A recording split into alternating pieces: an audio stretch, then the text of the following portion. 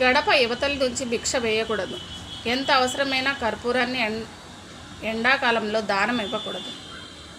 శుభానికి వెళ్తున్నప్పుడు స్త్రీలు ముందు ఉండాలి, అశుభానికి స్త్రీ వెనక ఉండాలి. ఉదయం పూట చేసే దాన కార్యక్రమాలు ఎక్కువ ఫలితాన్ని ఇస్తాయి. చూపుడు వేలుతో బొట్టు పెట్టుకోరాదు. పిల్లి ఎదురొస్తే కొన్ని నిమిషాలు ఆగి బయలుదేరాలి. అదే కుక్క ఎదురొస్తే నిరభ్యంతరంగా ముందుకు వెళ్ళొచ్చు. ఈ మెసేజ్ ఎంత బాగుందో చూడండి, చదవండి.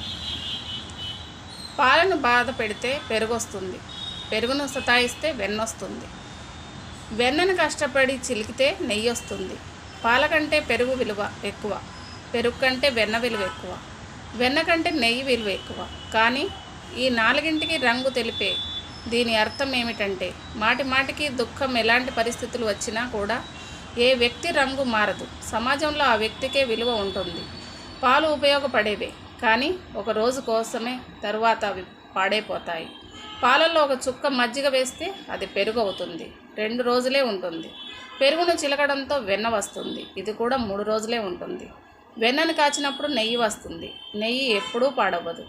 ఒక రోజుకు పాడయ్యే పాలలో ఎప్పుడూ పాడవ్వని నెయ్యి ఉంది. అదేవిధంగా మీ మనసు కూడా లెక్కలేవన్ని శక్తులు నిండి ఉంది. దానిలో కొన్ని మంచి ఆలోచనలు నింపి మీకు మీరే చింతన చేసి, మీ సమస్యలు ఏదైనా వచ్చినా ఇలానే విశ్లేషిస్తూ ముందుకు సాగండి.